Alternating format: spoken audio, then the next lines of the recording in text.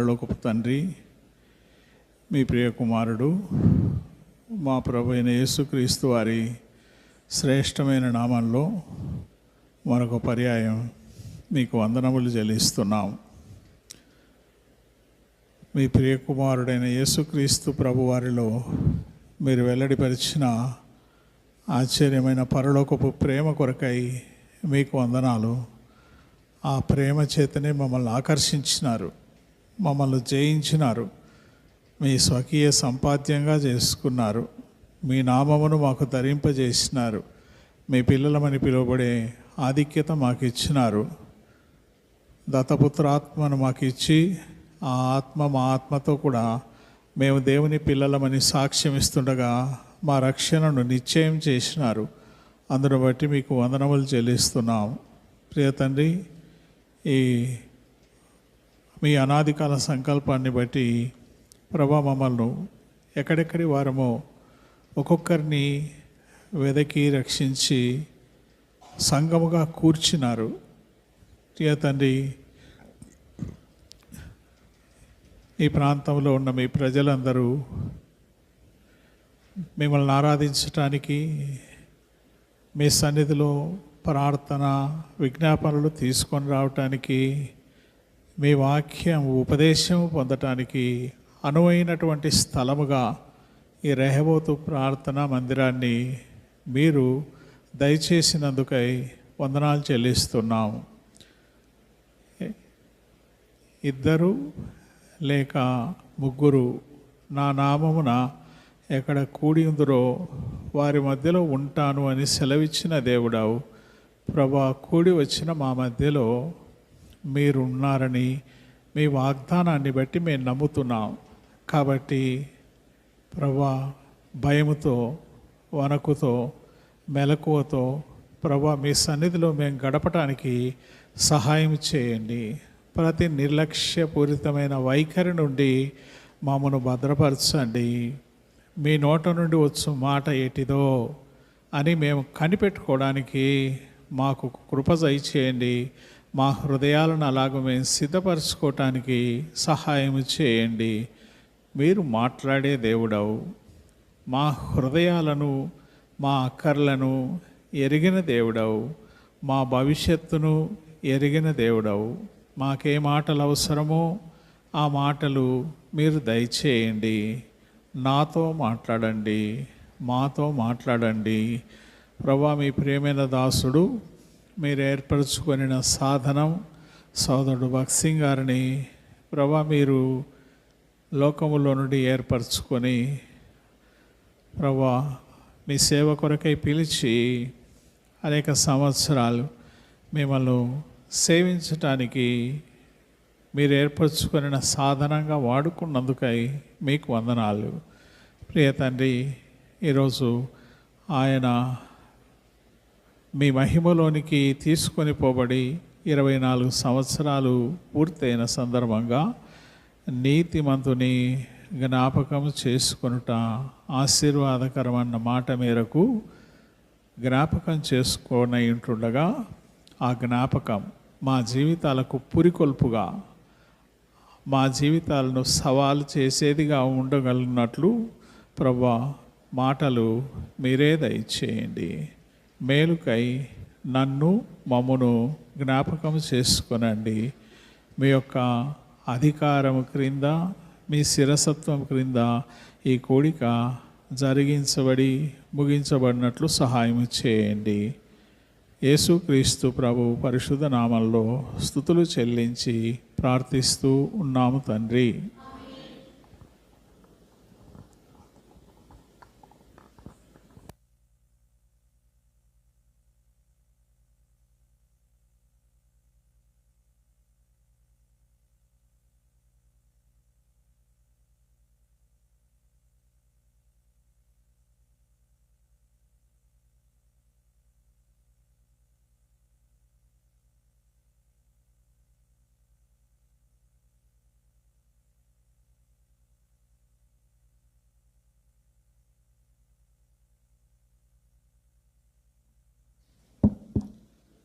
పాట సంఖ్య 560.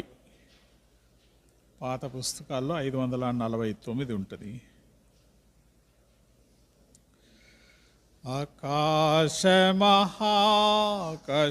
ఆకాశమహాకాశంబులు పట్టానియాచయాకరుడా,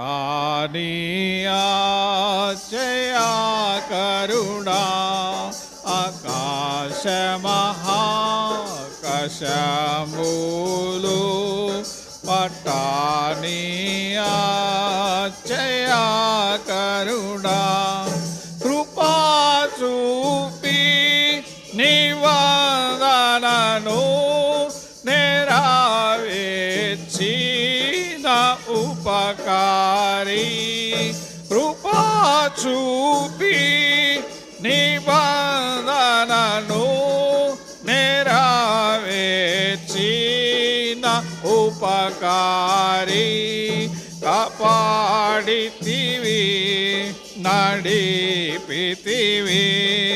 కాపాడితివి నడిపితివి, నీ ఇంటికి మమ్ములను, ఇంటికి మమ్ములను, ఆకాశమహాకాశంబులు పట్టానియాచయాకరుడా, నీ దాసునికి నీ ప్రజలకు నిక్షమాను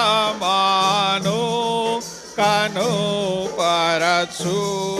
నీ దాసునికి నీ ప్రజలకు నిక్షమాను కనుపరచు, నీదు కల్వారి రక్తమునా, నీదు కల్వారి రక్తమునా, నీవే కడుగు కరుణామయా, నీవే కడుగు కరుణామయా, ఆకాశమహాకాశంబులు పట్టానియాచయాకరుడా, నీతి న్యాయ మూలకర్త,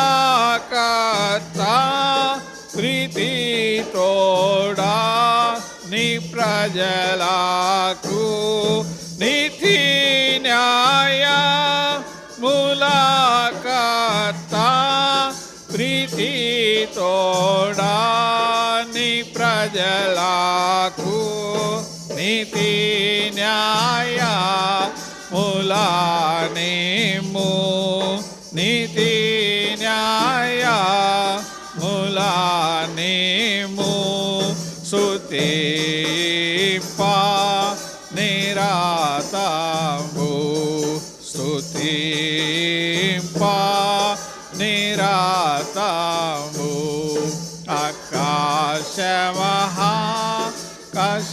ఆకాశమహాకాశంబులు పట్టానియాచయాకరుడా, రాజులనుగా యాజకులనుగా మమ్ము చేసిన మహారాజా, రాజులనుగా యాజకులనుగా మమ్ము చేసిన మహారాజా, విజయమీము మా విజయుండా, విజయమీము మా విజయుండా, నిజమైన నీ ప్రజలకు, నిజమైన నీ ప్రజలకు,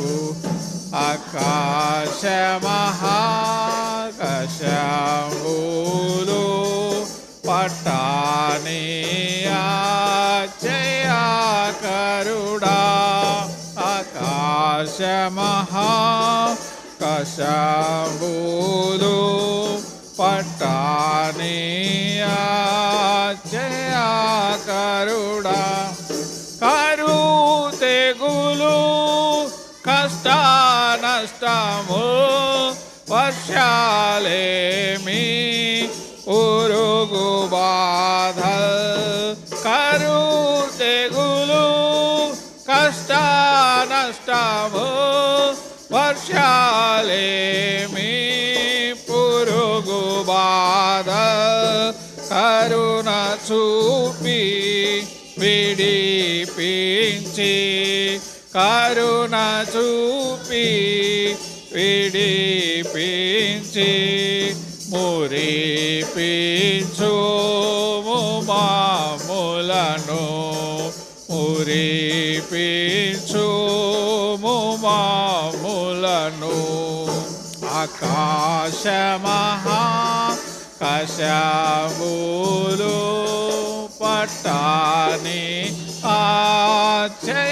ఆచయాకరుడా సమాధాన సంతోషము ఆధారణ ఆలోచన సమాధాన సంతోషము ఆధారణ ఆలోచన అనుభవింప నన్ను గ్రహించు అనుభవింప అనుగ్రహించు అనీశంబు మగీచాట అనీశంబు మగీచాట ఆకాశమహా కశంబులు పట్టాని ఆచయాకరుడా బలపరచు నీ భక్తులను బలముతోడా ప్రవేశించి బలపరచు నీ భక్తులను బలముతోడా ప్రవేశించి విలువైన నిరక్షణను విలువైన నిరక్షణను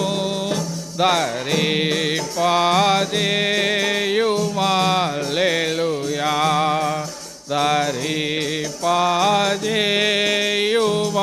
ధరింపజేయుమల్లెలూయా ఆకాశమహా కశంబులు పట్టాని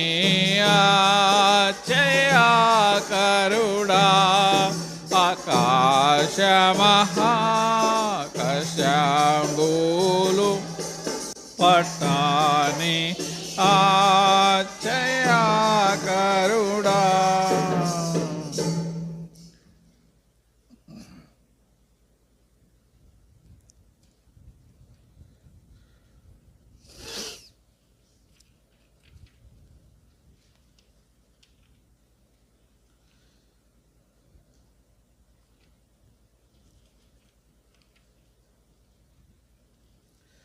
ఐదు 533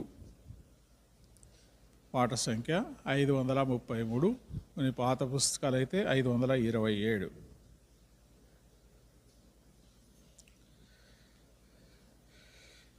వెళ్ళేదము కుడి వెళ్ళేదము వెళ్ళేదము కుడి వెళ్ళేదము శ్రేష్ఠ దేశమును చేరుటకు శ్రేష్ఠ దేశమును చేరుటకు నీతి నివసించును అందునా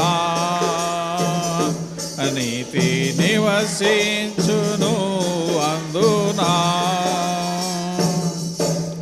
భయమును కలిగి బ్రతికేదము పరదేశులామని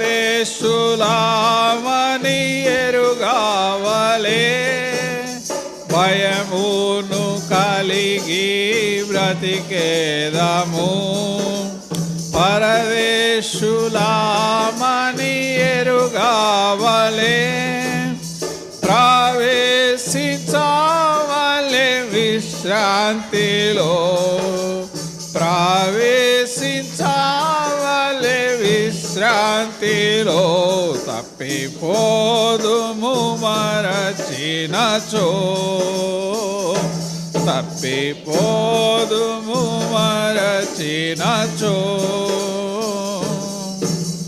వెళ్ళేదము కూడి వెళ్ళేదము వెళ్ళేదము కూడి వెళ్ళేదము ప్రభు ఆజ్ఞలను పాలించుటకు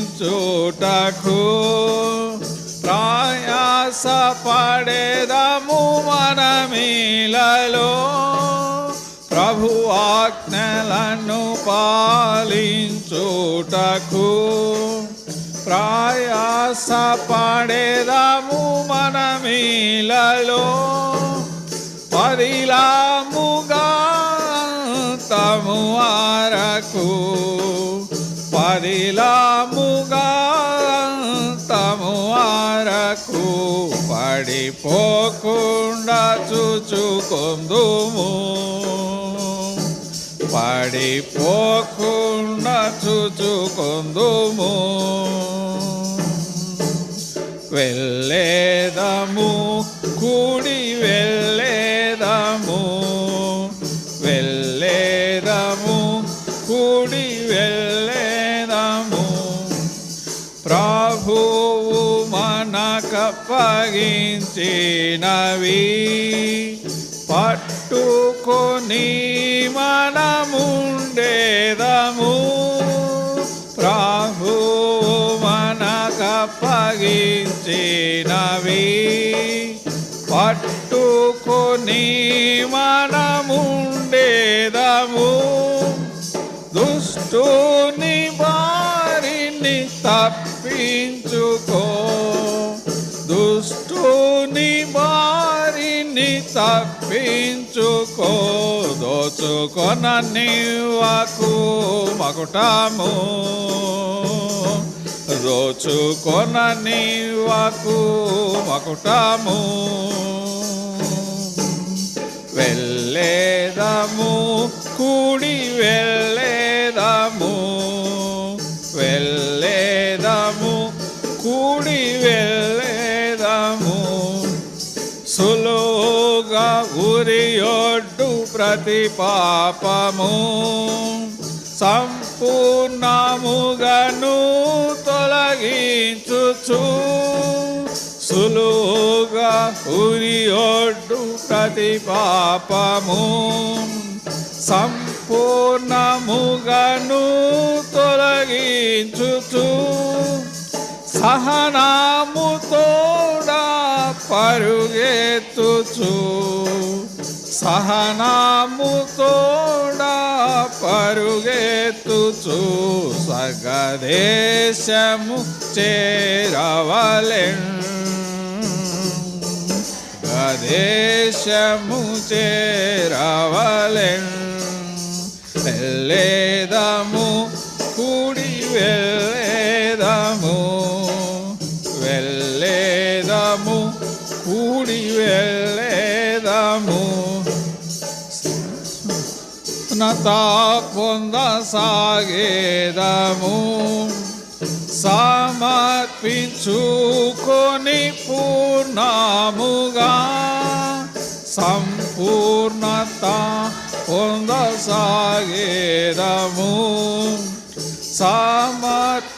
సమర్పించుకొని పూర్ణముగా సహించిన కష్ట దుఃఖములు సహించిన కష్ట దుఃఖములు బహుగా ఫలముందెదము బహుగా ఫలముందెదము వెళ్ళేదము కూడి వెళ్ళేదము వెళ్ళేదము కూడి వెళ్ళేదము శ్రేష్టాదేశమును చేరుటకు శ్రేష్టాదేశమును చేరుటకు నీతి నివసించును అందునా నివసించును అందునా.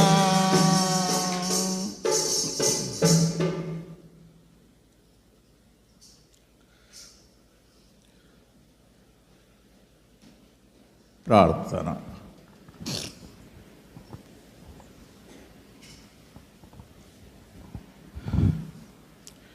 ప్రియ తండ్రి, మరొక పర్యాయం కూడి వచ్చిన మేమందరం మీ వైపే చూస్తున్నాము. మా హృదయ అక్కర కొలది మాతో మాట్లాడండి. సమయ ఆశీర్వాదాలు మాకు అనుగ్రహించండి.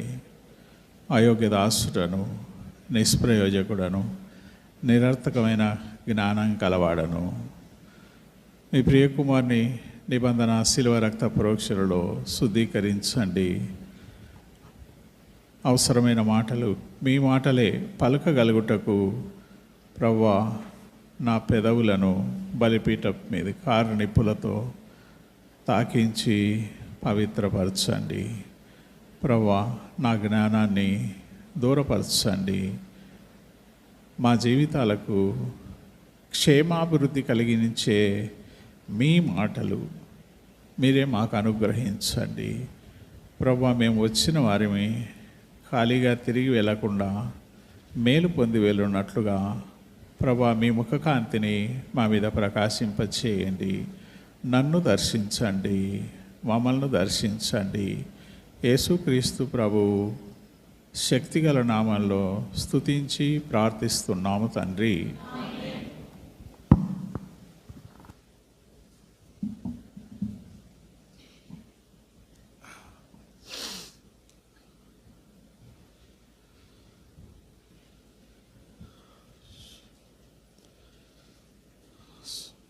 ఈ దినం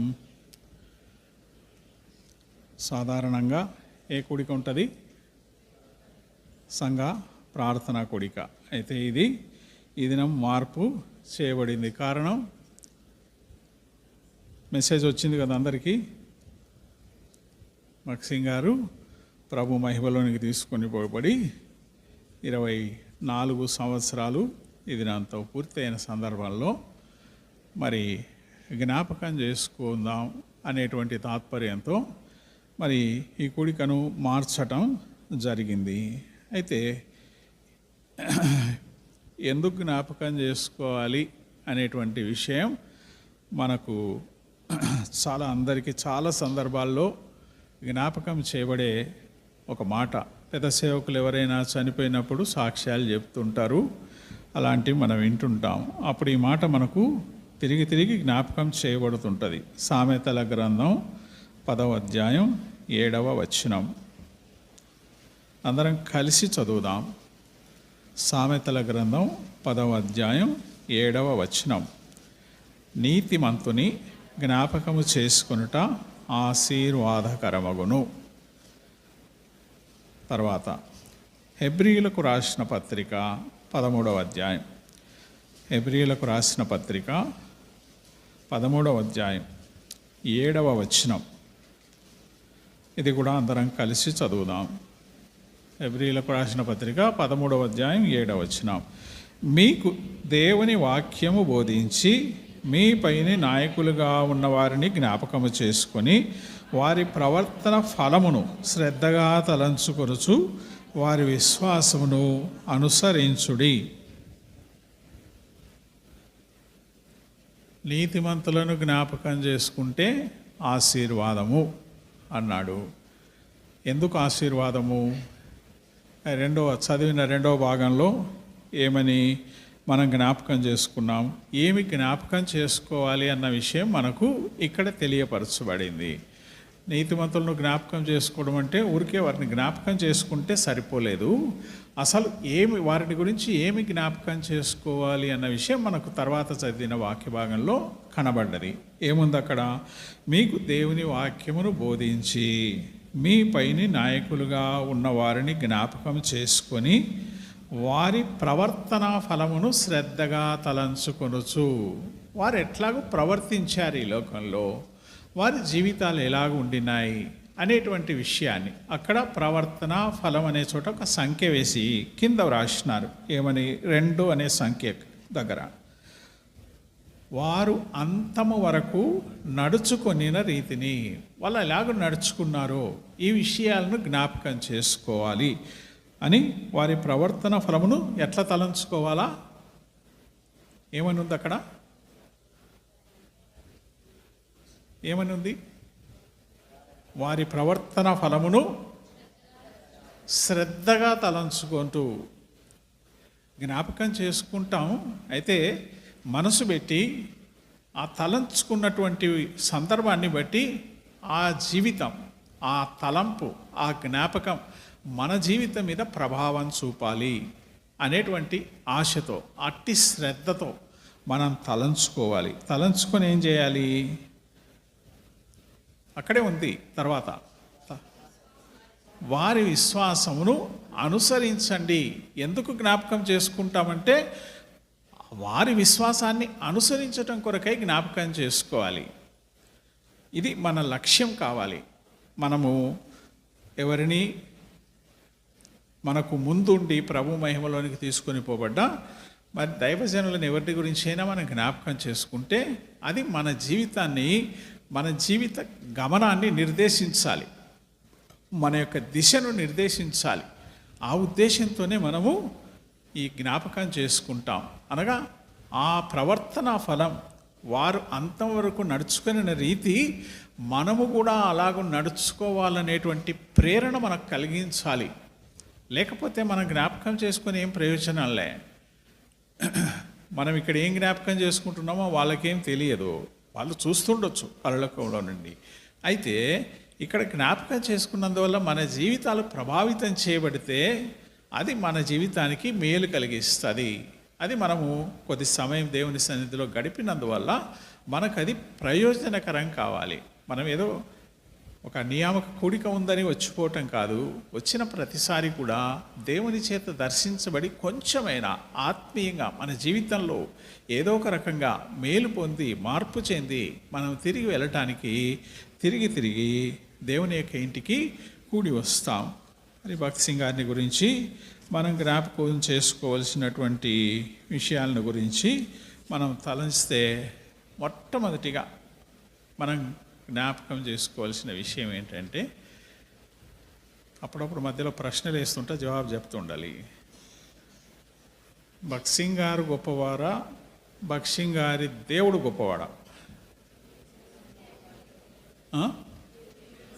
భక్త్ సింగ్ గారి దేవుడు గొప్పవాడు కాబట్టి మనం ఎవరి మీద దృష్టి పెట్టాలి? దేవుని మీద దృష్టి పెట్టాలి. చాలాసార్లు ఏమవుతుందంటే, కొంచెం గొప్ప వ్యక్తిగా కనబడితే మనకందరికీ కూడా ఈ హీరో వర్షిప్ అనేది అది సహజంగా మనలో ఉంటుంది. ఎవరైనా కొంచెం గొప్ప లీడర్స్గా కనిపిస్తే వాళ్ళ వెంట గొర్రెల్లాగా పోయేటువంటి అలవాటు ఉంటుంది.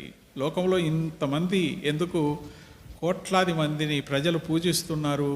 ఏమంటే వాళ్ళ కాలంలో వాళ్ళు సమాజంలో కొన్ని గొప్ప కార్యాలు, కొన్ని హీరోయిక్ డీడ్స్ చేసినారు కాబట్టి వాళ్ళను ప్రజలు దేవుళ్ళలాగా తలంచడం మొదలుపెట్టినారు.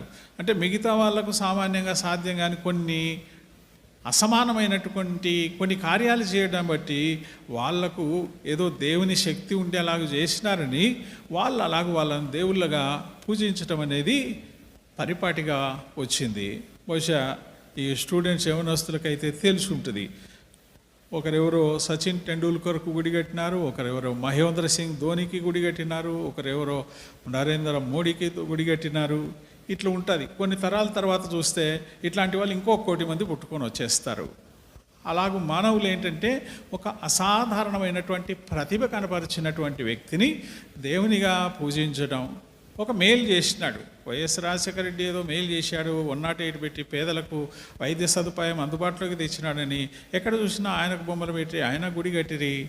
ఆయన దేవుడు కాడు, కాలేడు. కాబట్టి ఇలాంటివన్నీ కూడా మనుషులకు పరిపాటి. ఇప్పుడు మనం కూడా ఏమైపోయిందంటే అన్నిటికీ భక్సింగార్ అంటున్నాం, కానీ భక్సింగారిని ఆ రీతిగా సిద్ధపరిచి వాడుకున్నటువంటి దేవుడు గొప్పవాడు. కాబట్టి మనము ఆయన వెనుక పనిచేసినటువంటి దేవుని మీద మన లక్ష్యం ఉంచాలి. కాబట్టి వాళ్ళు ఏం చెప్తున్నారు, ఈ గొప్ప వ్యక్తులు, ఇలాగ దేవుని కొరకు గొప్ప కార్యాలు చేసిన వ్యక్తులు మనకేం చెప్తున్నారు అనేటువంటి విషయాన్ని మనం జ్ఞాపకం చేసుకుంటే, కొరింథీయులకు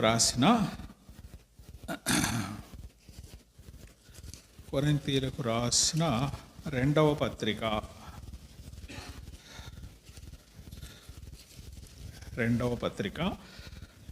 4వ అధ్యాయం 7వ వచనం. 4వ అధ్యాయం 7వ వచనం కలిసి చదువుదాం. అయినను ఆ బలాధిక్యము మామూలమైనది కాక దేవునిదై ఉండునట్లు మంటి ఘటములలో ఈ ఐశ్వర్యము మాకు కలదు. ఇప్పుడు వీళ్ళు ఏం చెప్తున్నారంటే, ఇలాగూ గొప్పగా దేవుని కొరకు జీవించినటువంటి దేవుని దైవజనులైనటువంటి వాళ్ళు మనకేమని చెప్తున్నారంటే, మా బలాధిక్యం అంటే మా గొప్పతనం మామూలమైంది కాదు, మాలో నుంచి వచ్చింది కాదు, మేము కూడా మీలాంటి వాళ్ళమే, అయితే అది దేవునిది. కాబట్టి దేవుడు మమ్మల్ని వాడుకోవటానికి ఇష్టపడి మా ద్వారా ఈ కార్యాలను చేయటానికి ఆయన ఇష్టపడ్డాడు, కాబట్టి మమ్మల్ని వాడుకున్నాడు అని వాళ్ళు చెప్తున్నాడు. పౌలు కూడా కొరింథీ సంఘానికి రాస్తూ ఆయన అనేకమైన కార్యాలు చేసినాడు. అయితే వాటన్నిటి మధ్యలో ఆయన ఏమని రాస్తున్నాడంటే, మా బలాధిక్యము మామూలమైనది కాదు, ఇది దేవుని వలననే మాకు కలిగినది. మంటి ఘటములైన మేము ఎట్లాంటి వాళ్ళం అంటే, మంటి ఘటాలం, మట్టి పాత్రలం. ఆ మట్టి పాత్రలను వాడుకునేవాడు గొప్పవాడు. ఆ మట్టి పాత్రలు ఏముంది, మట్టివే, అవేమి పనికిరానివే. అయితే ఆ మట్టి పాత్రలను వాడుకున్నటువంటి దేవుడు గొప్పవాడు. కాబట్టి మీరు మా మీద దృష్టి ఉంచే బదులుగా మమ్మల్ని వాడుకున్నటువంటి దేవుని మీదికి దృష్టి మరల్చండి అని మన దృష్టిని, కొరింథీ సంఘం యొక్క దృష్టిని, ఈనాడు మన దృష్టిని కూడా ఆ దేవుని వైపు మరల్చడానికి వాళ్ళు ప్రయత్నం చేసినారు. కాబట్టి మొట్టమొదటిగా మన దృష్టి దేవుని మీదనే ఉండాలి. ఎందుకు ఉండాలి? వర్షం గారి విషయంలో ఏమని చెప్దాము? యోహాను సువార్త 15వ అధ్యాయం, యోహాను సువార్త 15వ అధ్యాయం 16వ వచనం ఎవరైనా చదవండి. మీరు నన్ను ఏర్పరచుకొనలేదు, మీరు నా పేరిట తండ్రిని ఏమడుగుదురో అవి ఆయన మీకు అనుగ్రహించున్నట్లు మీరు వెళ్ళి ఫలించుటకును మీ ఫలము నిలిచిండుటకును నేను మిమ్మును ఏర్పరచుకొని నియమించి తిని. కాబట్టి ఇక్కడ మీరు నన్ను ఏర్పరచుకోలే. ఎవరు ఏర్పాటు చేసుకున్నారు? దేవుడు అంటున్నాడు, నేను మిమ్ముని ఏర్పరచుకొని నియమించి తిని అన్నాడు. ఏర్పరచుకొనబడ్డవాడు గొప్పవాడా, ఏర్పరచుకున్నవాడు గొప్పవాడా? ఏర్పరచుకున్నవాడు గొప్పవాడు. ఆయన ఏర్పాటును బట్టి మనం రక్షణలోనికి వచ్చినాం. ఆయన ఏర్పాటును బట్టి భక్సింగ్ గారిని దేవుడు దర్శించి రక్షించినాడు. ఆయన యేసుక్రీస్తు ప్రభు నమ్మినటువంటి కుటుంబంలో నుంచి రాలే. ఆయన ఒక సిక్కు మతస్థుడు, అటువంటి కుటుంబంలో నుంచి వచ్చినాడు. అతనికి సిక్కు మత భక్తి నిష్ట ఎక్కువ ఉండింది. అయితే ఆయన యేసుక్రీస్తు చదువుకోవడానికి ఫారిన్ వెళ్ళేటప్పుడు వాళ్ళమ్మ ఒక ప్రమాణం చేయించుకుంది.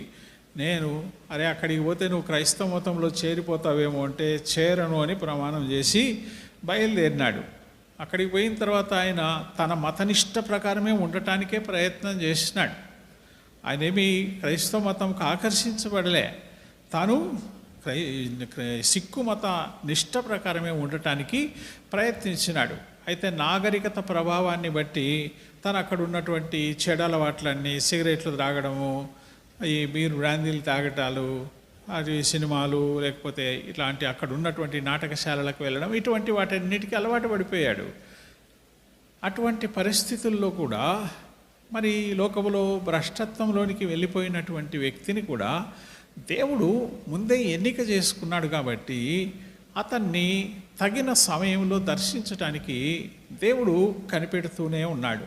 ఒక సందర్భం వచ్చింది, తాను ఇండియాలో మెకానికల్ ఇంజనీరింగ్ పూర్తి చేసుకున్నాడు. పూర్తి చేసుకొని ఇంగ్లాండ్ దేశంలో అగ్రికల్చర్ ఇంజనీరింగ్ అని మొట్టమొదట ప్రారంభమైతే అక్కడికి వెళ్ళి ఈ వ్యవసాయ సంబంధమైన ఇంజనీరింగ్లో తాను పట్టభద్రుడు కావాలా. ఆ తర్వాత ఇండియాకు వచ్చేసి ఆ అగ్రికల్చర్ ఇంజనీరింగ్ని బట్టి వ్యవసాయంలో కొత్త కొత్త పద్ధతులను, కొత్త కొత్త సాంకేతికతను, టెక్నాలజీని ప్రవేశపెట్టి చాలా వృద్ధిలోనికి తీసుకురావాలనేటువంటి ఆశతో తాను ఇంగ్లాండ్కి వెళ్ళినాడు. ఇంగ్లాండ్కి వెళ్ళిన తర్వాత 2-3 సంవత్సరాలు అయిన తర్వాత ఆ యూనివర్సిటీ వాళ్ళు ఏం చెప్పినారంటే, ఇంకా మిగిలిన కోర్సు కెనడాలో చదవాలి, అక్కడికి వెళ్ళాలి అన్నారు. లేకపోతే అక్కడ ఒక ప్రాజెక్టు కొరకు పంపించినారు. ఆ కెనడాకు పోయేటప్పుడు ఓడలో ఒక ప్రార్థనా కూడిక జరుగుతుంటే ఆ ప్రార్థనకు పోవడానికి తను ప్రయత్నం చేసినాడు. ఆయనకేం ఇష్టంలే, ఎట్లుంటో చూద్దామని పోయాడు. చూద్దామని పోయినాడు, కూర్చున్నాడు. దేవుని యొక్క సన్నిధి, స్పర్శ అతను గుర్తించగలిగినాడు. తనకు తెలియకుండానే తనలో ఏదో మార్పు సంభవిస్తున్నట్టుగా తనకు అర్థమైంది. ఆ తర్వాత ఇదేంటో తెలుసుకోవడానికి తను కెనడాకి వెళ్ళిన తర్వాత ఫ్రెండ్ దగ్గర బైబిల్ తీసుకున్నాడు, చదవటం మొదలుపెట్టాడు. ఆ వాక్యం చదువుతుండగా తన జీవితం, తన స్థితి తనకు అర్థమైంది. నేను నా మత సంబంధమైన భక్తిలో ఉన్నాను, కానీ అయితే పాపము నన్ను ఏలుతూ ఉంది, పాపములోనే ఉన్నా నేను, నా భక్తి నాకేం మేలు చేయలే. అయితే మరి క్రైస్తవులు అనే వాళ్ళు ఎట్లుంటారు అని అన్ని చర్చిలకు పోయి చూసినాడు. అరే ఎక్కడ చర్చికి పోయి చూసినాడు, క్రైస్తవులు ఎట్లున్నారంటే నాకు వాళ్ళకేం తేడాలే, నేను సిగరెట్ తాగుతున్నా వాళ్ళు సిగరెట్ తాగుతుంది, నేను మందు తాగుతున్నా వాళ్ళు తాగుతున్నారు, నేను సినిమాలకు వెళ్తే వాళ్ళు కూడా కనపడుతున్నారు, అక్కడ ఏంటి క్రైస్తవ్యము అని అనుకున్నాడు. అయితే ఎప్పుడైతే వాక్యం చదువుతున్నప్పుడు క్రైస్తవులకు క్రీస్తుకు తేడా ఉంది. క్రీస్తు నిజముగా దేవుడు, క్రీస్తు రక్షించేవాడు, క్రీస్తు పాపలకై ప్రాణం పెట్టినవాడు అనే సత్యం ఎప్పుడైతే తనకు అర్థమైందో, ఆ క్రీస్తు ప్రభు నా కొరకై ప్రేమించి ప్రాణం పెట్టడానికి వచ్చినటువంటి దేవుడు అన్నటువంటి విషయం తనకు అర్థమైనప్పుడు దేవుని మీద తన దృష్టి కేంద్రీకరించి ప్రభు దగ్గర తన స్థితిని ఒప్పుకున్నాడు. తన జీవితం మార్చివేయబడింది. తన జీవిత గమనం ఎటువైపు వెళ్తుంది? తను ఒక సాంకేతికతను, ఒక డిగ్రీ, అగ్రికల్చర్ ఇంజనీరింగ్ డిగ్రీ సంపాదించుకొని భారతదేశానికి వచ్చి ఇక్కడ వ్యవసాయ రంగంలో గొప్ప మార్పులు చేసి ఏదో అభివృద్ధిలోనికి తీసుకొని రావాలని ఆశపడుతున్నటువంటి వ్యక్తి జీవితంలో తన దేవుని మీదికి తన దృష్టి మరలింది. తన సృష్టికర్త ఎవరో, తన జీవితానికి ఒక ఉద్దేశాన్ని కలిగినటువంటి దేవుడెవరో తనకు అర్థమైంది. ఇప్పుడు ఆయన తనకు దొరికినాడు. కాబట్టి ఇప్పుడు తను ఎట్లా మారిపోయాడంటే, ఇట్టి ప్రేమ కలిగిన దేవుడు, నా ఎడలో ఒక ఉద్దేశం కలిగి నన్ను సృష్టించిన దేవుడెవరో, బ్రతికితే ఆయన కొరకే బ్రతకాలి, బ్రతికితే ఆయన నన్ను ఎందుకు పుట్టించినాడో, ఎందుకు రక్షించినాడో ఆ ఉద్దేశం కొరకే నేను బ్రతకాలి, నేను బ్రతుకుతాను కూడా అనేటువంటి తీర్మానంలోనికి ఆయన వచ్చినాడు. కాబట్టి జ్ఞాపకం చేసుకుంటున్నప్పుడు ఈరోజు మన గ్రహింపు ఏంటి? మనము ఇట్టి ప్రభు చేత సంధించబడి, ప్రభు యొక్క ప్రేమ చేత ఆకర్షించబడి, జయించబడి, నేను బ్రతికితే ప్రభు కొరకే బ్రతుకుతాననేటువంటి తీర్మానం కలిగి బ్రతుకుతున్నామా? లేకపోతే ఈరోజు భక్సింగ్ గారి యొక్క జీవితం ఎలాగూ మార్చబడిందో, ఎలాగూ తన జీవిత గమ్యం దేవుడు సృష్టించిన సృష్టికర్త ఉద్దేశం కొరకై మార్చబడిందో, అలాగూ మార్చబడటానికి ఈరోజు ప్రభుని అడుగుదాం. ప్రభువా, మీ దాసుని మార్చినావు. ఆయన ఏర్పాటు చేసుకోలే. ఆయన బైబిల్ను కాల్చినటువంటి వ్యక్తి తాను తనకొక బైబిలు, ఒక కాంపిటీషన్ పెడితే కాంపిటీషన్లో ఫస్ట్ వచ్చిన వాళ్ళకు ఒక బైబిల్ ఇస్తామంటే ఆ బైబిల్ తీసుకున్నాడు. ఆ బైబిల్కు అట్టంతా కూడా గోల్డ్ కలర్లో ఉంది. లోపల ఉన్నదంతా తనకేం అవసరం లేదు, ఇది మన మతానికి సంబంధించింది కాదు, వీళ్ళంతా తక్కువ కులస్తులు అనుకొని ఆ అట్టలు మాత్రం తీసి పెట్టుకొని మొత్తం బైబిల్ను కాల్చేసినటువంటి వ్యక్తి. మరి అట్లాంటి వ్యక్తిని దేవుడు ఏర్పాటు చేసుకున్నాడు. ఇంతవరకు నీ బ్రతుకు ఎట్లాంటి ఉందో, అయితే దేవుడు నిన్ను త్రోసివేయటంలే. ఒక భ్రష్టత్వపు జీవితం జీవించిన వ్యక్తి ఆ యొక్క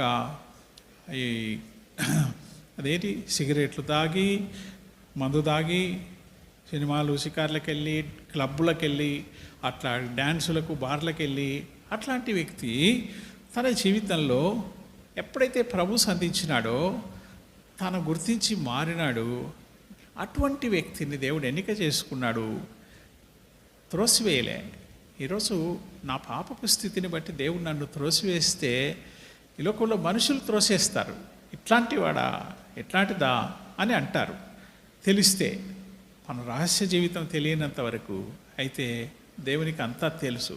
తెలిసి ప్రేమించినాడు. అట్లాంటి ప్రేమ కలిగిన దేవుడు ఆయన.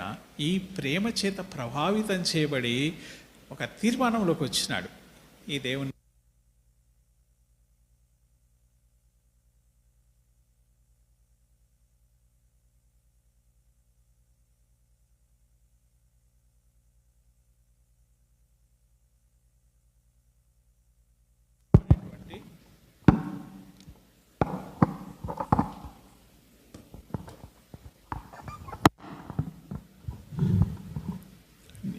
ఎంతటి క్రైమ్ అయినా చెల్లిస్తాను, నేను ఆయన్నే వెంబడిస్తాను అనేటువంటి ఒక తీర్మానంలోనికి వచ్చినాడు.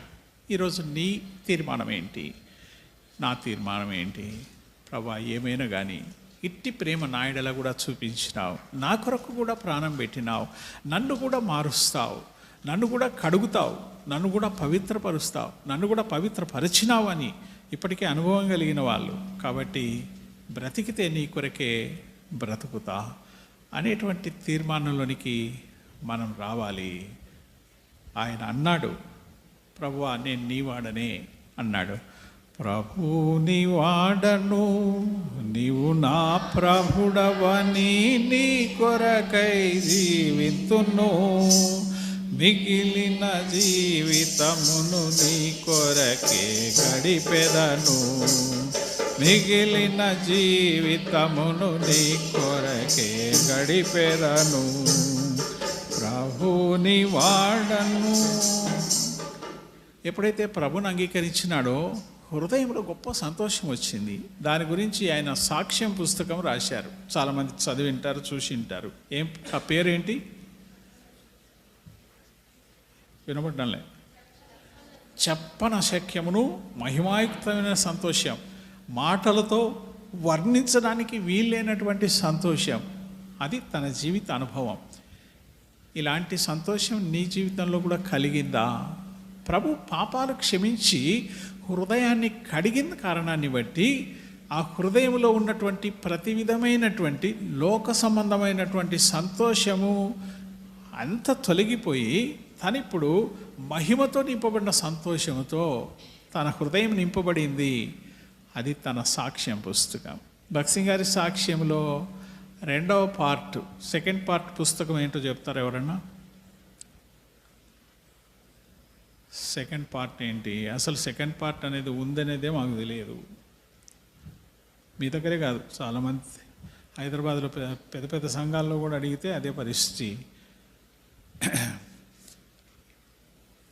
ఏంటి ఆ పుస్తకం అంటే, తన ప్రేమగల హస్తముల నేర్పరితనము అనే మాట రాసినాడు. ఏంటది? తన ప్రేమగల హస్తముల నేర్పరితనము. దేవుడు తన ప్రేమగల హస్తముల నేర్పరితనాన్ని బట్టి నా జీవితాన్ని ఉపయోగకరంగా మార్చినాడు. నేనేంటి? ఎటువంటి వాణ్ణి? జిగటమన్ను. ఈ జిగటమన్నైన నన్ను ఆయన ఒక మంచి రూపానికి మార్చినాడు. నన్ను ఒక ప్రయోజనకరమైన పాత్రగా చేసినాడు. ఇది ఆయన బట్టి కలిగింది. నాలో ఏ మంచితనం లేదు, నాలో ఏ శక్తి లేదు. కేవలం ఆయన తన కృపను బట్టి నన్ను ఏర్పాటు చేసుకొని ఆయన ప్రేమగల హస్తముల నేర్పరితనాన్ని బట్టి నన్ను ఒక పాత్రగా చక్కగా సిద్ధం చేసినాడు అనేటువంటి సాక్ష్యం. ఇప్పుడు తను యేసుప్రభుని నమ్ముకున్నాడు. యేసుప్రభుని నమ్ముకున్న తర్వాత కెనడాలో double engineering degree, mechanical engineering, agriculture engineering 2 డిగ్రీలు పట్టుకొని ఉద్యోగం కొరకు పోయినాడు. కరెక్ట్గా ఆ టయానికి దేవుడు కరువు అనుమతించినాడు. ఎక్కడ ఉద్యోగాలు దొరకట్లే, ఎక్కడ చూసినా ప్రజలు ఉద్యోగాలు లేక నిరుద్యోగులై దేశం అంతా తిరుగుతూ ఉన్నారు. ప్రభుని నమ్ముకుంటే ఏంటి ఇలాంటి పరిస్థితి? పోనీ ఇంటి దగ్గర నుంచి ఏమైనా డబ్బు వస్తుందా అంటే, అదే టయానికి వాళ్ళ నాయనకు వ్యాపారంలో నష్టం వచ్చేసి ఎవడో మోసం చేసి ఆయన కష్టాల్లో చిక్కుకొని కోర్టు వివాదాల్లో ఉండి డబ్బు పంపించలేని పరిస్థితులు వచ్చినాయి. ఇప్పుడు ఈ దేవుణ్ణి నమ్ముకోవాలా, వదిలిపెట్టాలా? యేసుప్రభుని నమ్ముకుంటే మరి ఇలాంటి కష్టాలు వచ్చినాయి, యేసుప్రభుని నమ్ముకోవాలన్నా వదిలిపెట్టాలా? అటువంటి పరిస్థితిలోనికి వచ్చినాడు. యేసుప్రభుని నమ్ముకుంటే అంత సుఖంగా అంత సవ్యంగా సాగుతుందని కాదు. యేసుప్రభు కొన్ని పరిస్థితులు గుండా తీసుకొని వెళ్తేనే మనము వాడుకునే పాత్రగా చేయబడతాం. కాబట్టి ఆ పరిస్థితులు వచ్చినప్పుడు ఆయన నిజమైన దేవుడనే విశ్వాసం తనలో ఉంది కాబట్టి, ప్రభువా నా అక్కర తీర్చు అని ప్రార్థన చేస్తూ కొన్ని రోజులు తిండి లేకుండానే ఉన్నాడు, తిరుగుతూనే ఉన్నాడు. అయితే ఒకరు అన్నారు, ఎక్కడి నుంచి వచ్చినావు అన్నారు. ఇండియా నుంచి వచ్చినారు. అడిగితే, అరే మాకు ఇండియా వంటకాలు చేసేవాళ్ళు కావాలా అన్నాడు. ఈయన ఎట్లన్నాడు, వంట చేసింటే కదా. ఈయన మంచి ధనవంతుని కుటుంబంలో నుంచి వచ్చినాడు. ఎట్లాంటి ధనవంతుని కుటుంబంలోనంటే, ఆయనకు 12 సంవత్సరాలకే బాల్య వివాహం చేసినాడు వాళ్ళ నాయన. ఆయన పెళ్లికి అప్పుడు ఇక్కడ ఇండియాలో ఐస్ ఫ్యాక్టరీ లేవు. ఏరోప్లేన్లో లండన్ నుంచి ఐసు గడ్డలు తెప్పించినాడు. ఊహించుకోవచ్చు ఎట్లాంటి ధనవంతులో. అంతేనా, ఈయనకు 5-6 సంవత్సరాలప్పుడు బర్త్డేకు ఆయనను ఒక పక్క త్రాసులో కూర్చోబెట్టి ఇంకొక పక్క ఆయనకు ఎంత బరువు ఉందో అంత బంగారం పెట్టేసి అది బర్త్డే గిఫ్ట్ ఇచ్చినాడు. అట్లాంటి ధనవంతుడి కుటుంబంలో నుంచి వచ్చినాడు. ఇప్పుడు ఎట్లున్నాడు?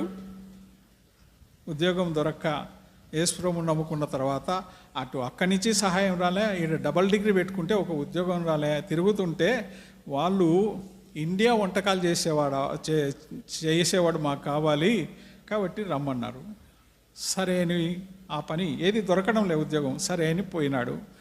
పోయి ప్రార్థన చేస్తున్నాడు. ప్రార్థన చేసుకోవడము, ఏవో అన్నీ వేయడం. చట్నీ చేయాల్సి వచ్చింది. చట్నీ చేయాల్సి వస్తే ఉల్లిగడ్డలు తరుగుతుంటే బాగుంటుంది కదా, కళ్ళ అంట నీళ్ళు వస్తున్నాయి. తర్వాత పచ్చిమిరపకాయలు తరిగినాడు.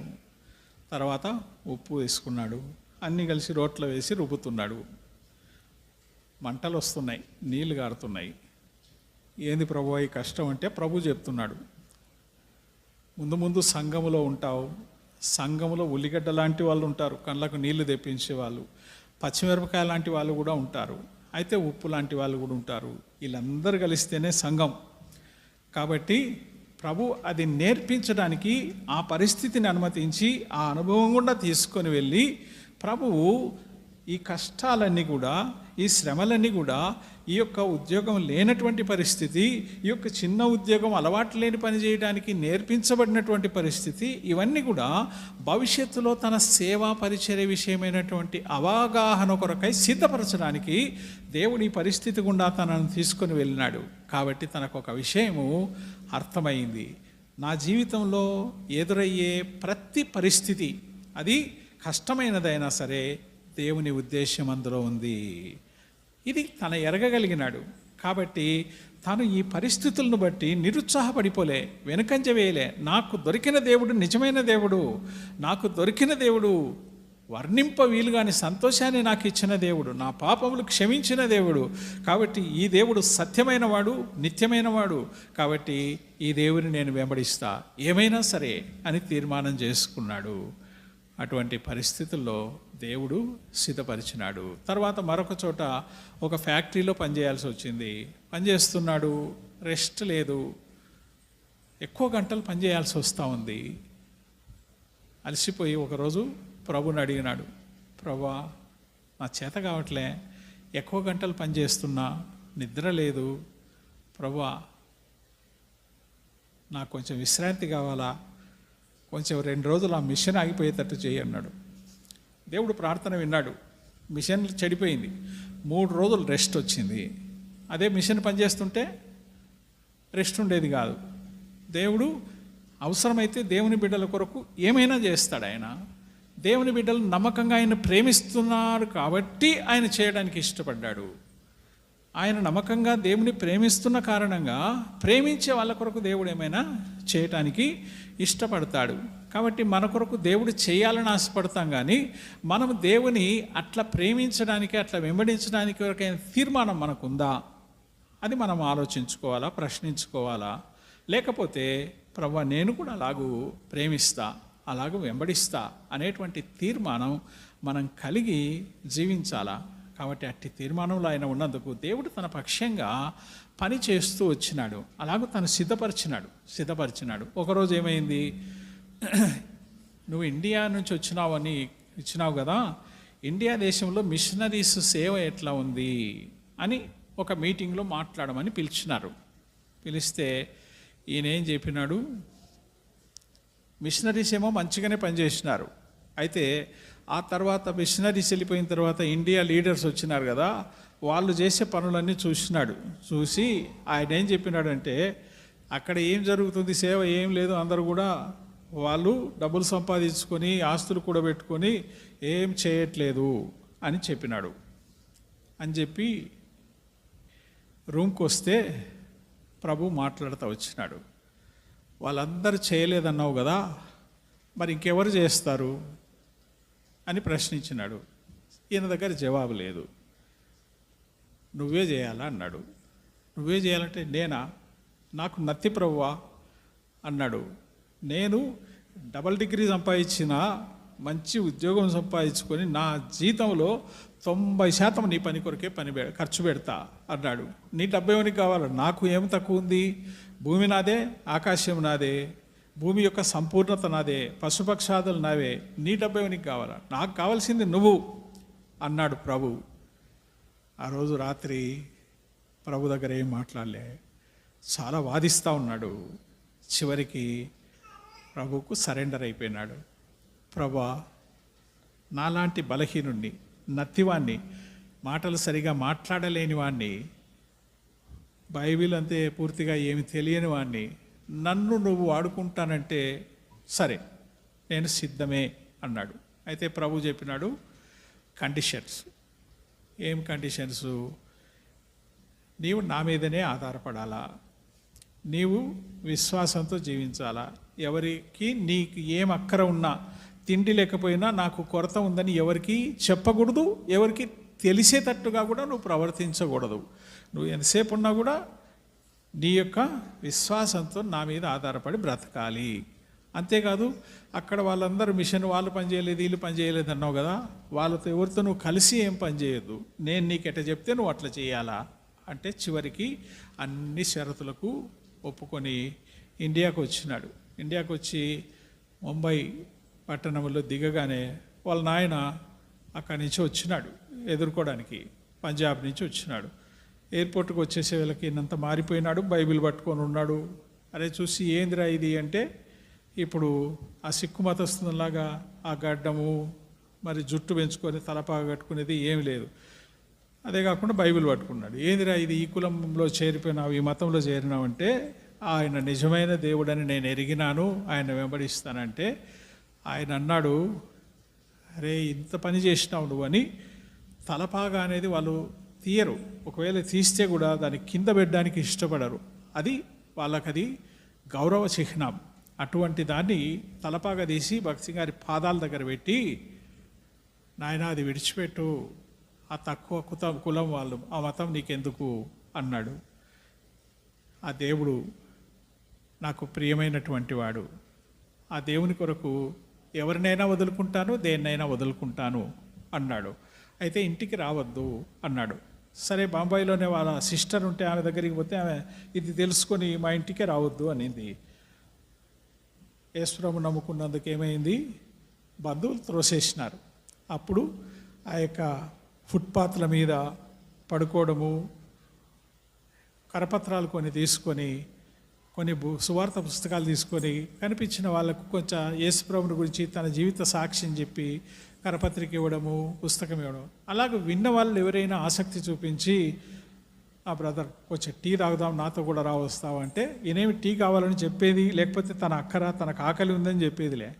ఒక్కొక్కసారి ఒక రోజు అంతటికి ఒక టీ, అట్లాగూ చాలా రోజులు ఉండాల్సి వచ్చింది. ఆ తర్వాత ఇతని మారిన జీవితం, అతని ప్రవర్తన, అతని నడకలో మార్పు, నిజంగా ఈ దేవుని యొక్క దైవత్వం అతనిలో కనిపిస్తుందని చూసిన తర్వాత వాళ్ళ నాయన ఇంటికి రమ్మన్నాడు.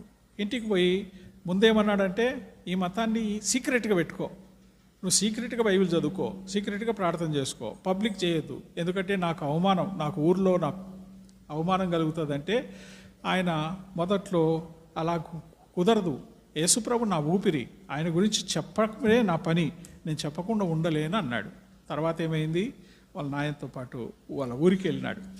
ఆ పంజాబ్లోకి వెళ్తే అందరికీ చెప్తుంటే వాళ్ళ నాయన కొన్ని రోజుల తర్వాత అన్నాడు, అరే ఈ చర్చిలలో ఉండవాలి కంటే నీ జీవితంలో నిజమైన మార్పు వచ్చింది, నువ్వే పోయి ఆ చర్చిలో చెప్పు అన్నాడు. ఎంత మార్పు దేవుడు తెచ్చాడు. మనం లోబడితే దేవుడు ఆ విధేయతకు సంబంధించినటువంటి కార్యం, విజయం దేవుడు ఇస్తాడు. కాబట్టి తన తండ్రిలోనే దాని విషయమైనటువంటి గ్రహింపు తీసుకొని వచ్చి ఆ చర్చిలోకి వాక్యం చెప్పడానికి పో అంటే వెళ్తే ఆ చర్చి వాళ్ళు కూడా ఆహ్వానించినారు, వాక్యం చెప్పడానికి అనుమతించినారు. అలాగూ దేవుడు కార్యం చేస్తున్నాడు. తర్వాత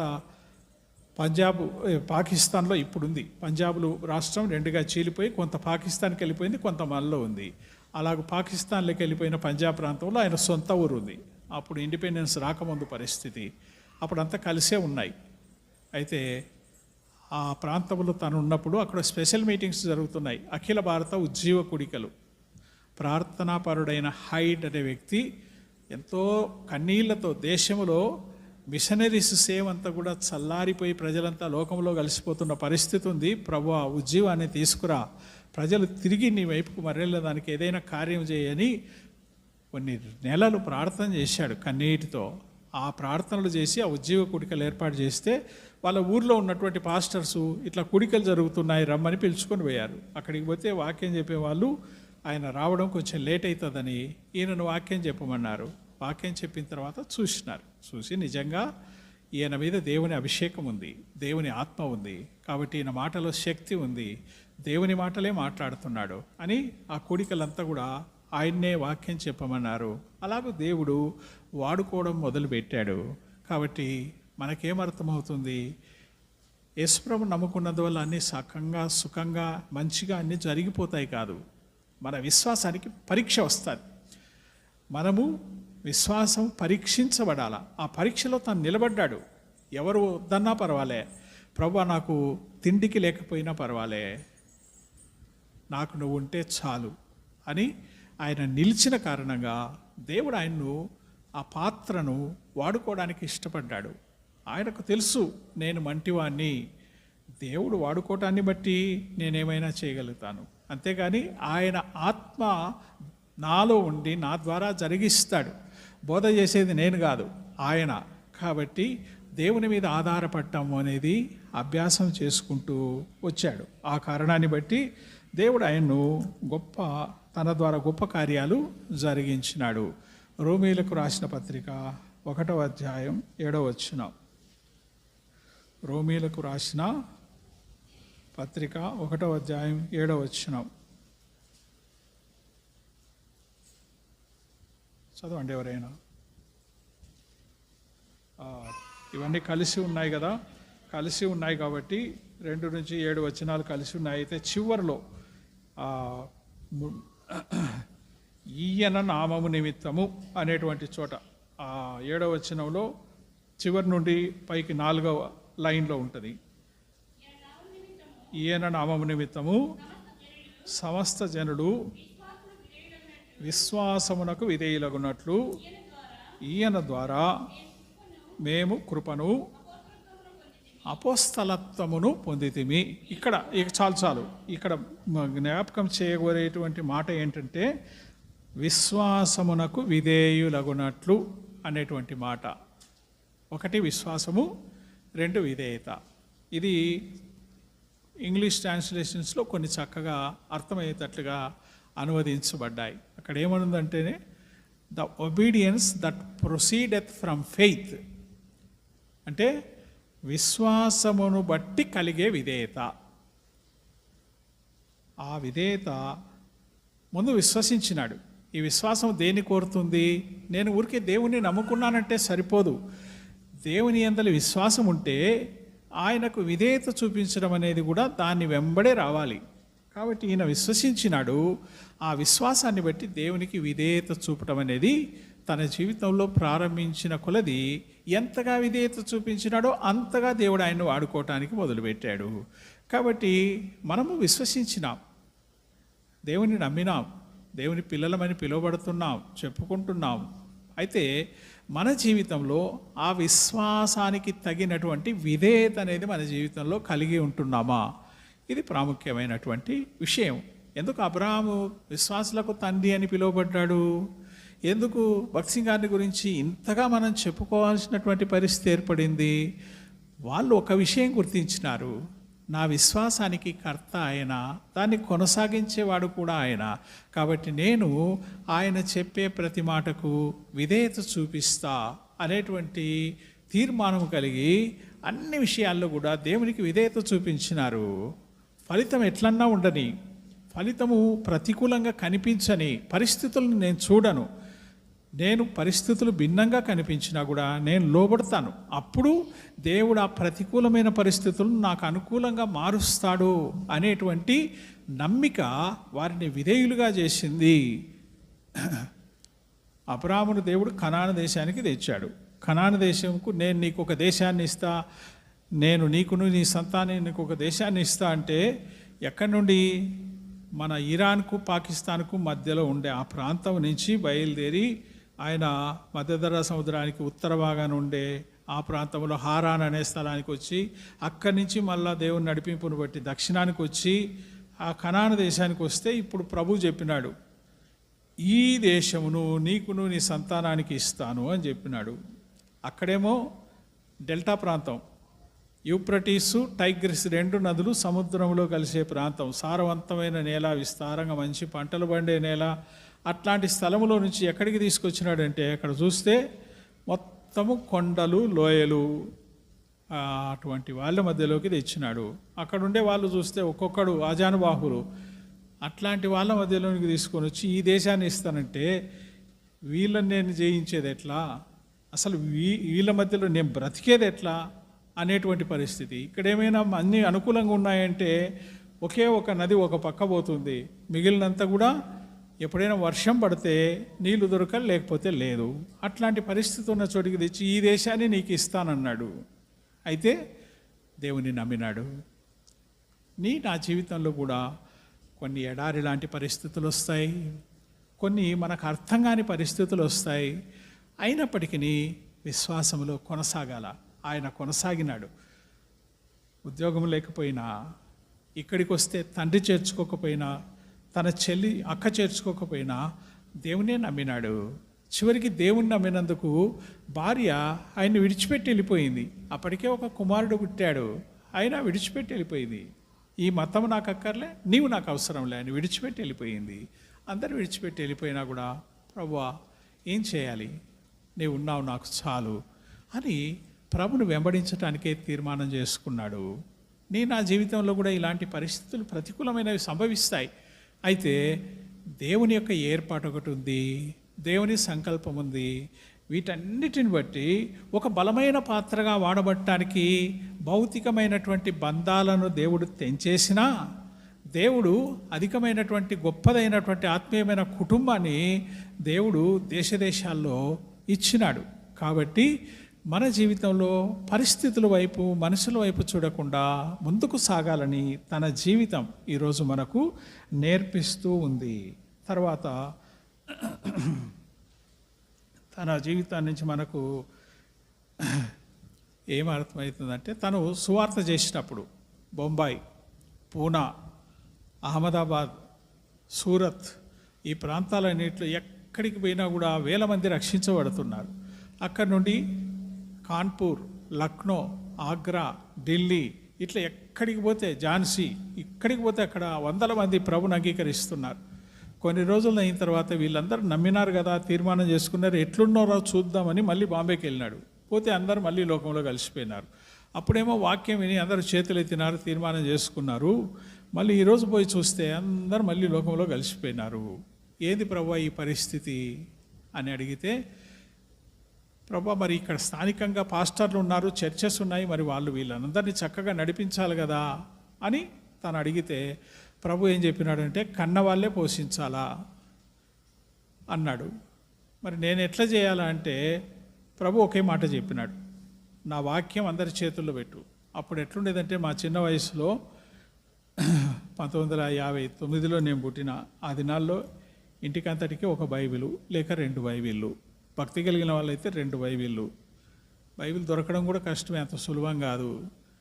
అందరూ కూడా పాటల పుస్తకంలోనే ఆరాధన క్రమం అంతా ఉండేది. పాస్టర్ ఏం వాక్యం చెప్తాడు, ఏ వారంలో ఏం వాక్యం చెప్తాడు, దానికి ఎలాంటి ప్రార్థన చేయాలి అన్నీ కూడా మిషనరీస్ చదువు రాని వాళ్ళ కొరకు రాయించి పెట్టినారు. దాన్ని పట్టుకొని పోయేవాళ్ళు. అలాంటి దినాల్లో నా వాక్యం వాళ్ళ చేతిలో ఉండేటట్లు చూడు, అప్పుడు వాళ్ళతో నేను మాట్లాడతా, వాళ్ళు చదువుతుంటే నేను మాట్లాడతా అని ప్రభువు చెప్పినాడు. అందుకు ఆయన పూనుకొని దేవుని వాక్యములో నుంచి వివరించి చెబుతుంటే, వాక్యములో ఇన్ని విషయాలు ఉన్నాయా, అరే ఇవన్నీ మాకు తెలియక ఇన్ని రోజుల నుంచి బైబిల్ అంటే తెలియకుండా ఉంటిమే అని ప్రజలందరూ కూడా బైబిల్ కొరకు పుస్తకాల షాప్లో వెంటబడ్డారు. కొద్ది కాలంలోనే బైబిల్ అన్నీ అయిపోయినాయి దేశంలో, బైబిళ్ళు లేవు. ప్రజలేమో వందల మంది రక్షించబడ్డారు. బైబిల్ ఏ భాషలో చూసినా వాళ్ళ భాషలో వాళ్ళకు దొరకటంలే. అప్పుడు బైబిల్ సొసైటీ వాళ్ళు అర్జెంటుగా మళ్ళీ ప్రింటింగ్ ప్రెస్లో కొత్తగా తయారు చేయాలంటే కూడా ఏం అంత మన ఇప్పటిలాగా మిషన్స్ కంప్యూటరైజ్డ్ కాదు కదా. అప్పుడు అంతా మాన్యువల్గా 2 పేజీలు 4 పేజీలు అవన్నీ కూడా అక్షరాల ఇనుపవి పెట్టుకొని ఒక చట్రం పెట్టుకొని ఆ పేజీ ముద్రణ చేయాలి, మళ్ళీ అవి తీసేసి మళ్ళీ అదే అక్షరాలను వేరే పేజీకి వాడుకోవాలా. అలాంటి పరిస్థితులు అయినా కూడా ప్రజల్లో ఆకలి పుట్టించినాడు. ఈరోజు నీకు నాకు మరి ఆకలి ఉందా? దేవుని వాక్యం ఇప్పుడు మన సొంత భాషలోకి వచ్చింది, మనకు అనువైనటువంటి సైజుల్లో వచ్చింది, మంచి రీతులుగా వచ్చింది. మనకు ఆకలి ఉందా? ఆ దినాన ఆకలితో వాళ్ళు శాపలు వెంబడి పడ్డారు. ఈరోజు మనకు ఆకలి ఉందా? దేవుడు అన్నాడు, నా వాక్యం వాళ్ళు చదవని నేను వాళ్ళతో మాట్లాడతానన్నాడు. ఈరోజు వాక్యం చదువుతున్నాం, దేవుడు మాట్లాడుతున్నాడా? దేని విషయం మాట్లాడతాడు? నా బ్రతుకులో ఉన్న లోపాలు చూపిస్తూ మాట్లాడతాడు. నేను ఇంకా ఏం సరి చేసుకోవాలనో మాట్లాడతాడు. నేను దేవుని ఇంటికి వస్తే నా విశ్వాసంలో ఉన్న లోపమేంటో నాకు చూపిస్తాడు. అందుకొరకు నేను వాక్యం చదవాలా? నేను మారాలి. ఇంకా నేను యేసు ప్రభు యొక్క పోలికలోనికి మార్చబడటానికి ఇదొక్కటే మార్గం. కాబట్టి నేను వాక్యాన్ని చెంతకు రావాలా? వాక్యాన్ని నేను చదివి ధ్యానించాలా, అర్థం చేసుకోవాలా? నేను మారటం కొరకు, యేసు ప్రభు రూపంలోనికి మారడం కొరకు, యేసు ప్రభు వలె ఉండటం కొరకు వాక్యం చదవాలి. ఏదో ఊరికే బైబిల్ సంబంధించిన చరిత్ర అందులో ఉన్నటువంటి విషయాలు తెలుసుకోవడానికి కాదు, నేను మారడానికే దేవుని వాక్యం. ఇటువంటి ఆశతో దేవుని వాక్యాన్ని చదవటానికి, నేర్పించడానికి దేవుని దాసునికి వాక్యం ఎంత విలువైనది అన్న విషయాన్ని దేవుడు చెప్పిన తర్వాత ఆయన ప్రజలకు నేర్పించినాడు. అందుకే ఆ మొదటి తరం వాళ్ళు దాన్ని గుర్తించినారు కాబట్టి వాక్యాన్ని ప్రేమించినారు, వాక్యం కొరకై ప్రాణం పెట్టడానికి ఇష్టపడ్డారు, వాక్యాన్ని అలాగూ ప్రకటించినారు, వాక్యానికి అట్లా లోబడినారు. కాబట్టి ఆ దినాల్లో అంత బలమైనటువంటి విధానంలో దేవుని కార్యాలు జరుగుతూ వచ్చినాయి. ఈరోజు మరలా ఆ మిషనరీస్ సేవ చల్లారిపోయినట్టుగానే ఈ దినాన మరలా ఆకలి చల్లారిపోయింది. మనం ఆకలి లేని పరిస్థితుల్లో ఉన్నాం. ప్రభుని అడుగుదాం, ప్రభా నాకు దేవుని వాక్యం కొరకైన ఆకలి దప్పులు కావాలి, నీవు నాకు కావాలి ప్రభా, నీ వాక్యంలో నిన్ను అర్థం చేసుకోవడానికి నాకు సహాయం చేయి అని ఆశతో ప్రభువుని అడగాలి. ప్రభు ఆత్మ మనకు అందుబాటులో ఉంచినాడు. మనతో కూడా ఉండడానికి, మనలో ఉండటానికి ఆయన వెళ్ళేటప్పుడు శిష్యులతో చెప్పినాడు, నేను వెళ్ళిన తర్వాత మీతో ఎల్లప్పుడూ ఉండటానికి ఆదరణకర్తను మీ వద్దకు పంపిస్తాను అన్నాడు. దేని కొరకు? ఎల్లప్పుడూ ఉండేదానికి. మనము ప్రభుని అంగీకరించినప్పటి నుండి మరణించేంత వరకు మనతో కూడా మనలో కూడా ఉండడానికి పరిశుద్ధాత్ముడు ఇవ్వబడ్డాడు. పరిశుద్ధాత్ముడే మనకు బోధించేవాడు, సత్యము నేర్పించేటువంటి వాడు. కాబట్టి ఇది మనం గుర్తించి దేవుని వాక్యం కొరకైనటువంటి ఆకలి దప్పులతో దేవుని వాక్యాన్ని మనం అర్థం చేయమని పరిశుద్ధాత్మని అడుగుతూ చదువుతూ రావాలా. అలాగ మనం చేస్తే మన జీవితాలు రూపాంతరం చెందుతూ వస్తాయి. ఇది మనం గుర్తించవలసినటువంటి విషయం. తర్వాత ఆయన జీవితం ఎట్లాగుండిందంటే సింపుల్ లైఫ్, సామాన్యమైనటువంటి జీవితం జీవించినాడు. ఆయన ఏమి ఘనత కోరుకోలే. ఆయన ఒక సామాన్యమైనటువంటి వ్యక్తి ఎలాగుంటాడో అలాగే ఒక చిన్న గది, అందులో ఒక చాప, ఒక మంచం, దాంట్లోనే ఉన్నాడు. హెబ్రోను కాంపౌండ్ అంతా ఎంత పెద్దగానే ఉండని, ఆయన మాత్రం ఆ చిన్న గది, ఆ చాప, ఆ మంచం, అక్కడే ప్రార్థన, అక్కడ కొంచెం విశ్రమం. మిగిలినదంతా కూడా దేశమంతటా సువార్త కొరకై తిరిగినాడు. ఆయన తిరిగినంతగా సువార్త కొరకై ఏ దైవ సేవకుడు ఈ దేశంలో తిరగలే. మన సహవాసంలో కూడా ఎవరు తిరగలే. ఆయన తిరగని స్థలం లేదు. ఇక్కడే ఈ టర్నింగ్, ఆ చివరికి వెళ్ళిన తర్వాత ఆ టర్నింగ్ తిరిగితే అక్కడే భక్సింగ్ గారు వచ్చేసి అక్కడ ప్రకాశ్రావు గారిని ఆయన పెళ్లి చేసినాడు. అక్కడే ఆయన సహవాసం ప్రారంభించినాడు. మరి ఈ ప్రాంతానికి దర్శించినాడు. నేను ఇంటర్మీడియట్ చదివిన తర్వాత మా ఊరికి కూడా, ఆళ్ళగడ్డ మా ఊరు, అక్కడికి OM వ్యాన్స్ అని ఉండేవి. ఆ ట్రక్కులో సువార్త టీముని తీసుకొని వచ్చాడు. ఆ ట్రక్కులో నేను కూడా ఆ యొక్క చుట్టుపక్కల పల్లెలన్నిటికీ రోడ్లు ఇప్పుడు ఉన్నట్టుండేవి, మట్టి రోడ్లు కూడా కాదు. అప్పుడు కంకర, ఇప్పుడు పగలగొట్టి సన్న కంకరతో వేసే రోడ్లు అప్పుడు లేవు. అప్పుడు ఇంత గుండ్లు, ఆ కొండల నుంచి అట్లా పగలగొట్టుకొని తెచ్చి ఆ గుండ్లతో వేసి దాని మీద రోడ్డు రోలర్ తిరిగేది. బండి పోతుంటే ఎగురుతూ పోయినట్టు ఉంటుంది. అట్లాంటి రోడ్లలో ప్రయాణం చేసి ఆ ఆళ్ళగడ్డ చుట్టుప్రక్కల పల్లెలన్నిటికీ తిరిగి సువార్త చేసినాడు. మరి ఆ భారం ఉండింది ఆయనకు. రక్షించబడాల ప్రజలు, దేవుణ్ణి ఎరగాల, సత్యంలోనికి రావాలా అనేటువంటి భారముతో అట్లా తిరిగినాడు. ఈరోజు మనకేముంది భారం? మరి ఆయన్ను జ్ఞాపకం చేసుకుంటున్నాం, మరి ఆయన ప్రవర్తన ఫలాన్ని తలంచుకుంటున్నాం. నేనేం చేయాలి ప్రభువా? నా వంతు నేనేం చేయాలి? మరి అట్టి భారం నాకు లేదు కదా. మరి ఆయన చేసినాడని చెప్పుకుంటున్నాం, కానీ ప్రభువా నాకు కూడా, నన్ను రక్షించడంలో కూడా నీకు ఒక ఉద్దేశం ఉంది కదా. నేను కూడా నీ కొరకు ప్రయాసపడాలి కదా. నా శక్తి కొలది నేనేం చేయాలనో నాకు చూపించు, నాకు సహాయం చేయి, నేను కూడా నీ కొరకు సాక్షిగా నిలుస్తా అని ప్రభుతో చెప్పి ప్రభు మీద ఆధారపడితే ప్రభు మనకు సహాయం చేస్తాడు. మనకు ముందు ఆశ ఉండాలా. ఆయనకు అట్టి ఆశ ఉండింది, భారం ఉండింది కాబట్టి ఊరూరు తిరిగినాడు. ఈ యొక్క కడప జిల్లాలో ఆయన అడుగుపెట్టిన ప్రతి చోట సంఘం ఉంది. ఇప్పుడు అక్కడి నుంచి మళ్ళీ చుట్టుప్రక్కల చిన్న పల్లెల్లో కూడా సంఘాలు ఎన్నో ఏర్పడ్డాయి. మరి అట్టి విధానంలో దేవుడు వాడుకునే పాత్ర అయినాడు. ఎందుకైనాడు? కేవలం విశ్వసించి ఊరుకోలే. ఆ విశ్వాసాన్ని బట్టి విధేయత చూపించినాడు. విధేయతను బట్టి దేవుడు ఫలము తీసుకొని వచ్చినాడు. మీరు ఫలించుటకును మీ ఫలము నిలిచి ఉండుటకును నేను ఏర్పరచుకొని నియమించినాను. దేవుడు ఏర్పరచుకొని నియమించినది ఎందుకంటే ఫలించడానికే కాదు, ఫలము నిలిచి ఉండటానికి. కాబట్టి ఇట్టి తాత్పర్యం మనం కలిగి ప్రభు కొరకై జీవించవలసినటువంటి వారంగా ఉంటున్నాం. అయితే ఇన్ని చెప్తున్నా కూడా ఒక్క విషయం మనం గుర్తుంచుకోవాల్సింది ఏంటంటే, ఆయన కూడా మానవుడే, ఆయన కూడా మనలాంటి మనిషే. ఏలియా గురించే చెప్పబడింది. ఏమని? ఏలియా మన వంటి స్వభావం గల మనుష్యుడే. కాబట్టి భక్త్ సింగ్ గారు కూడా ఎలాంటి వాడు? మనలాంటి స్వభావం గల మనుష్యుడే. కాబట్టి దాన్ని బట్టి ఏమర్థమవుతుంది? ఆయనలాగా నేను కూడా జీవించేదానికి అవకాశం ఉంది.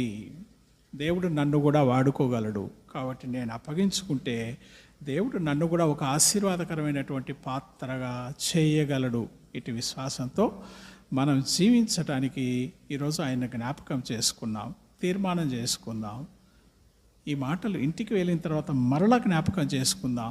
ప్రభు సన్నిధిలో ప్రార్థన చేద్దాం, అప్పగించుకుందాం, ప్రతిష్ఠించుకుందాం. ప్రభు మనకు సహాయం చేయనుగాక. ప్రార్థన చేద్దాం.